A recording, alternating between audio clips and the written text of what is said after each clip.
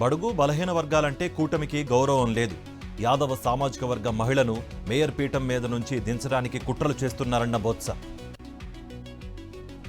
రాప్తాడులో రెడ్డి కులస్తుల మధ్య వైరం పెడుతున్నారన్న తోపుదుర్తి ప్రకాష్ రెడ్డి. మాజీ సర్పంచ్ మోహన్ రెడ్డిపై జరిగిన హత్యాయత్నాన్ని ఖండించిన మాజీ ఎమ్మెల్యే.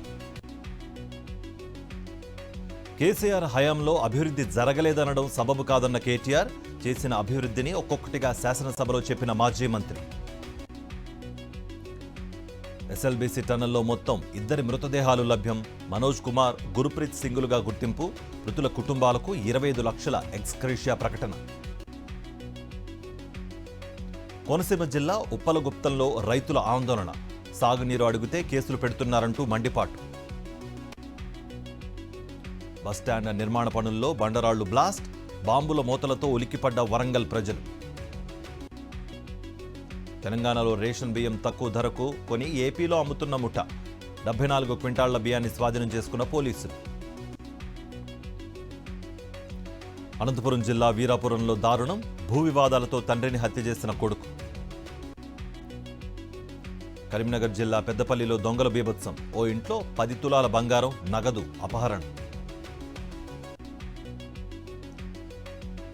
ఛత్తీస్గఢ్ సూక్మా జిల్లాలో సిఆర్పీఎఫ్ సివిక్ యాక్షన్ ప్రోగ్రాం. 30 మంది విద్యార్థులకు, గ్రామస్తులకు సైకిళ్ల పంపిణీ. ముస్లింలకు టీడీపీ ప్రభుత్వం చేసింది శూన్యమన్న మేయర్ వసీం. వక్ఫ్ బోర్డు సవరణ బిల్లును ఎందుకు వ్యతిరేకించారంటూ ప్రశ్న. ఖమ్మం జిల్లా సదాశివునిపేటలో దొంగల బీభత్సం.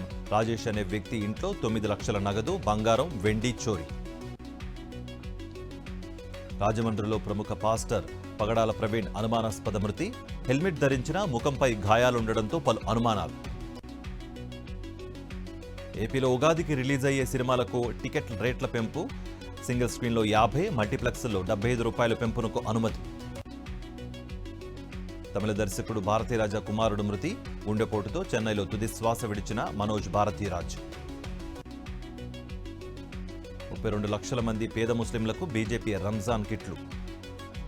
సౌగత్ ఏ మోదీ పేరిట పంపిణీ చేయనున్న బీజేపీ మైనారిటీ మోర్చా. వీసా ఫీజులను పెంచిన యూకే ప్రభుత్వం. ఏప్రిల్ 9 నుంచి కొత్త ఛార్జీలు అమలు.